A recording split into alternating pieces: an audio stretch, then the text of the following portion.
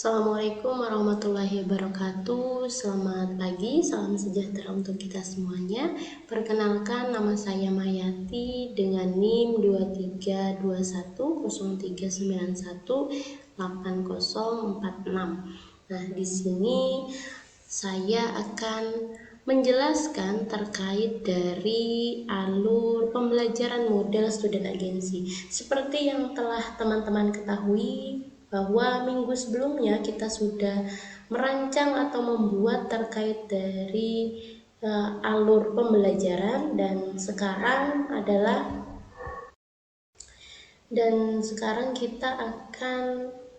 saya akan menjelaskan atau mendeskripsikan terkait bagaimana implementasi dari alur pembelajaran model student agency dalam pembelajaran.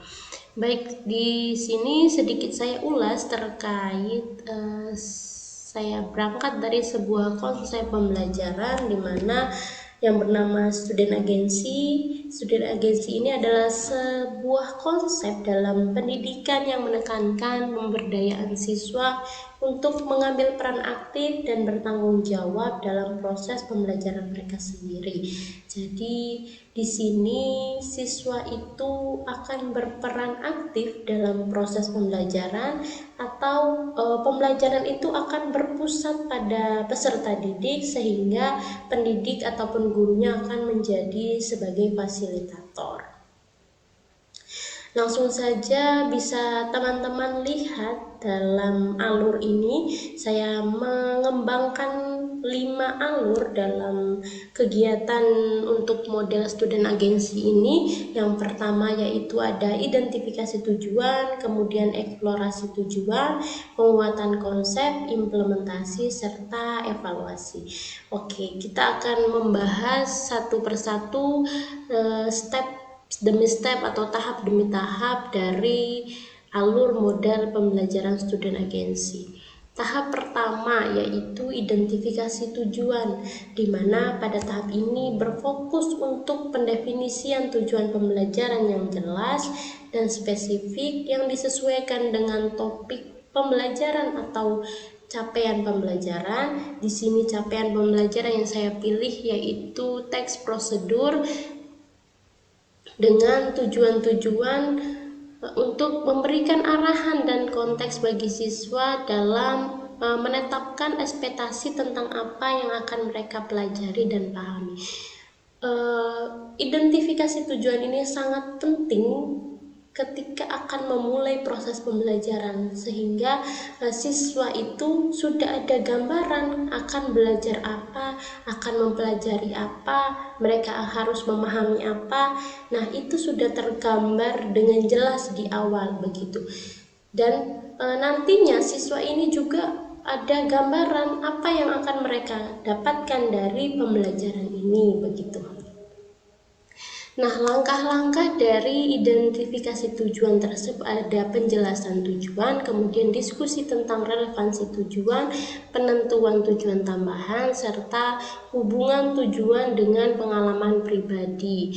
Nah, selanjutnya di sini akan dideskripsikan bagaimana kegiatan belajar guru dan siswa.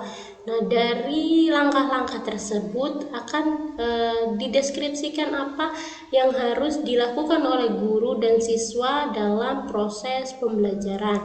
Nah, di sini siswa memulai pembelajaran dengan pemahaman yang jelas tentang hasil yang diharapkan dan relevansi materi dengan kehidupan nyata atau kepentingan akademis mereka. Ini akan membantu meningkatkan motivasi dan keterlibatan peserta didik dalam karena peserta didik itu mereka melihat nilai praktis dan teoritis dari apa yang mereka pelajari begitu. Nah, dalam penjelasan tujuan itu ada kegiatan guru dan siswa, begitu juga dengan diskusi tentang relevansi tujuan, kemudian penentuan tujuan tambahan, serta hubungan tujuan dan pengalaman pribadi, sehingga produk akhir yang didapat oleh peserta didik yaitu bisa berupa daftar tujuan pembelajaran, dan catatan diskusi. Selanjutnya, media pembelajaran pendukung dalam kegiatan atau tahap identifikasi tujuan tersebut berupa media visual yang menggunakan gambar, video, atau infografis yang menjelaskan terkait dengan proses atau prosedur daur ulang sampah dan manfaatnya. Kemudian lanjut pada tahap yang kedua, yaitu eksplorasi tujuan, di mana tahap ini bertujuan untuk memperdalam pemahaman siswa tentang tujuan-tujuan penulisan teks prosedur daur ulang sampah. Nah, siswa akan mengeksplorasi lebih jauh tentang pentingnya tujuan tersebut dan bagaimana tujuan-tujuan ini relevan dalam konteks yang nyata. Nah, langkah-langkah yang akan diimplementasikan untuk mengeksplorasi tujuan ini yaitu ada pendalaman tujuan utama, kemudian eksplorasi manfaat daur ulang sampah, diskusi relevansi tujuan dengan kehidupan nyata, identifikasi hambatan dan solusi, serta pengembangan tujuan tambahan. Nah, kemudian deskripsi terkait implementasi ini dilakukan oleh guru dan siswa. Misalnya dalam pendalaman tujuan itu guru menjelaskan kembali tujuan utama penulisan teks prosedur dan memberikan contoh-contoh praktis. Nah, siswa, apa yang akan dilakukan siswa? Begitu dalam pendalaman tujuan utama ini, siswa membuat draft yang detail tentang cara atau panduan untuk membantu masyarakat dari adanya teks prosedur daur ulang sampah tersebut. Kemudian ada tadi langkah eksplorasi manfaat daur ulang sampah. Guru dapat menyediakan informasi tentang manfaat daur ulang sampah dan siswa juga dapat mencari dan mencatat contoh nyata manfaat dari daur ulang sampah dari berbagai konteks. Selanjutnya, diskusi relevansi tujuan. Guru dapat memfasilitasi peserta didik tentang relevansi tujuan dengan kehidupan nyata. Dan siswa dapat berdiskusi dalam kelompoknya tentang aplikasi pengetahuan daur ulang sampah dalam kehidupan mereka.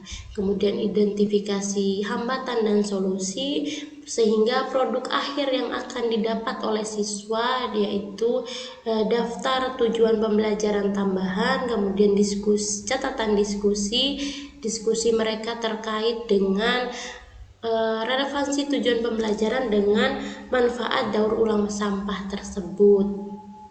Kemudian ada refleksi tertulis dari setiap siswa tentang apa yang mereka pelajari dari kegiatan eksplorasi tujuan ini dan bagaimana mereka akan menerapkannya dalam kehidupan sehari-hari. Begitu.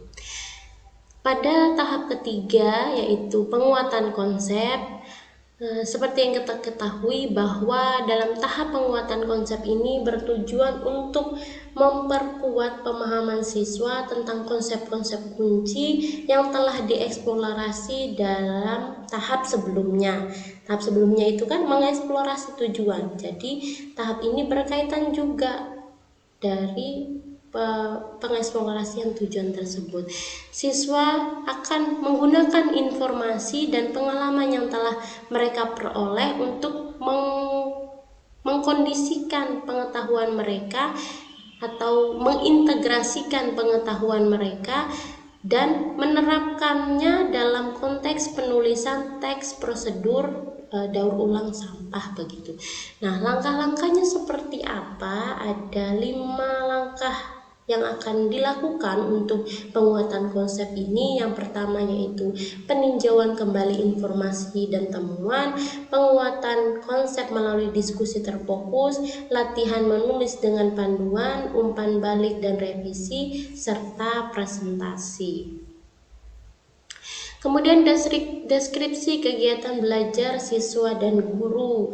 Di sini pada tahap peninjauan kembali informasi, guru dapat membimbing siswa dalam meninjau kembali dan menyusun poin-poin utama dari informasi yang telah dikumpulkan. Siswa mengorganisir catatan dan menyusun poin-poin utama pada teks prosedur. Begitu. Kemudian pada penguatan konsep melalui diskusi terfokus, guru dapat memfasilitasi untuk siswa dapat mendiskusikan tentang konsep-konsep. Kemudian latihan menulis dengan panduan. Di sini guru menyediakan kerangka kerja dan panduan menulis teks prosedur dengan pola-pola kalimat yang digunakan seperti kalimat deklaratif, kalimat imperatif, dan perintah yang harus ada atau terkandung dalam teks prosedur. Nah, apa yang akan dilakukan siswa? Siswa menulis teks prosedur berdasarkan panduan dan kerangka kerja yang telah disediakan. Kemudian umpan balik dan revisi, guru memberikan umpan balik atau dari teks prosedur yang telah dibuat siswa. Nah, siswa dapat merevisi dari teks prosedur yang telah mereka dapat dari umpan balik guru. Nah, produk akhir yang didapat dari kegiatan ini yaitu teks prosedur yang telah direvisi, kemudian catatan, diskusi, presentasi, dan refleksi tujuan. Media pembelajaran pendukung, ada kerangka kerja dan panduan penulisan yang diberikan guru tadi, kemudian alat tulis, buku, dan kertas yang disediakan oleh guru. Aplikasi digital ini sebenarnya opsional jika tersedia digunakan aplikasi seperti Google Doc untuk menulis dan merevisi teks prosedur secara kolaboratif. Selanjutnya masuk kepada tahap implementasi. Tadi sudah dikuasai konsepnya, ini pada tahap implementasi. Pada tahap ini bertujuan untuk mengaplikasikan konsep yang telah didapat tersebut dan pengetahuan yang telah diperoleh siswa dalam tahap sebelumnya. Sehingga pada tahap ini siswa akan mempraktikkan penulisan teks prosedur daur ulang sampah dan menguji keefektifan dalam konteks nyata dengan langkah-langkah yaitu penyusunan final teks prosedur, simulasi dan uji coba teks prosedur, pengumpulan dan analisis data, evaluasi dan refleksi, serta perbaikan teks prosedur. Nah, deskripsi kegiatan guru dan siswa. Di sini pada penyusunan final teks, guru membimbing siswa dalam menyusun teks prosedur final yang jelas dan komprehensif. Kemudian siswa menyusunnya. Kemudian ada tahap simulasi dan uji coba teks prosedur, pengumpulan dan analisis data. Nah, produk akhir yang didapat yaitu teks prosedur final yang benar-benar sudah oke, begitu. Kemudian laporan simulasi, refleksi tujuan, serta presentasi hasil dari teks prosedur yang didapatkan oleh peserta didik. Nah, media pembelajaran yang mendukung yaitu buku panduan penulisan dan revisi, kemudian alat simulasi, alat dan bahan yang dibutuhkan dalam melakukan simulasi daur ulang sampah. Nah, yang terakhir yaitu tahap evaluasi. Tahap ini bertujuan untuk menilai efektivitas dari teks prosedur daur ulang sampah yang telah disusun dan diperbaiki oleh peserta didik, serta untuk mengevaluasi pembelajaran yang telah dilakukan selama proses pembelajaran. Siswa akan melakukan penilaian menyeluruh terhadap teks prosedur dan implementasinya, serta merefleksikan pengetahuan dan keterampilan yang diperoleh.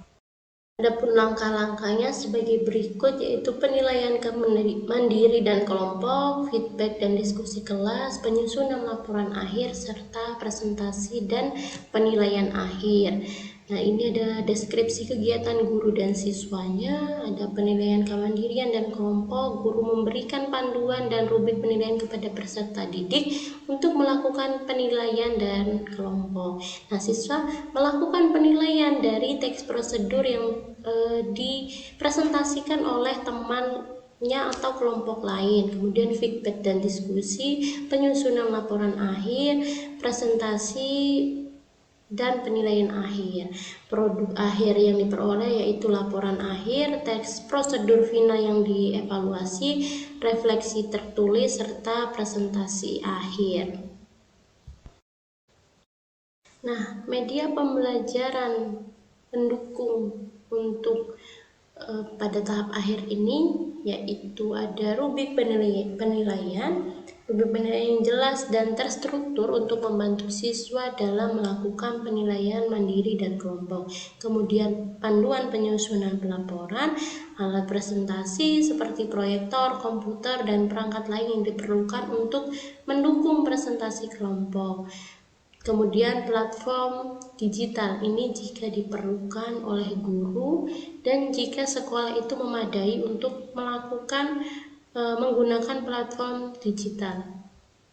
Baik, yang terpenting di sini yang ingin saya jelaskan bagaimana gambaran implementasi STEM yang ada dalam alur pembelajaran tersebut, di mana sainsnya yaitu pengetahuan tentang alasan untuk mendaur ulang sampah, pengetahuan jenis-jenis sampah ini terdapat pada tahap awal di mana siswa mengidentifikasi tujuan dari pembelajaran itu. Kemudian teknologinya yaitu menggunakan media digital sebagai presentasi slide, video pembelajaran atau website interaktif untuk memperkenalkan konsep-konsep tentang daur ulang sampah kepada siswa. Media ini dapat memudahkan siswa dalam memahami materi dan memperkaya pengalaman belajar mereka. Kemudian engineering itu masuk kepada kegiatan di mana siswa merancang teks prosedur daur ulang sampah dengan memperhatikan pola-pola kalimat yang digunakan seperti kalimat deklaratif, kalimat imperatif, atau perintah yang harus terkandung dalam sebuah teks prosedur. Terakhir yaitu konsep matematikanya itu masuk kepada bagaimana siswa dapat belajar tentang konsep pengukuran volume dan berat sampah yang didaur ulang. Kemudian mereka dapat menggunakan konsep-konsep ini untuk menghitung seberapa banyak sampah yang akan didaur ulang dan berapa banyak bahan baku yang dapat dihasilkan dari proses daur ulang sampah tersebut. Nah, mungkin sekian atau sampai sini dulu penjelasan terkait penjelasan terkait bagaimana alur proses pembelajaran dari student agency yang telah saya buat. Mungkin cukup sekian yang dapat saya sampaikan. Lebih dan kurangnya mohon dimaafkan. Wassalamualaikum warahmatullahi wabarakatuh.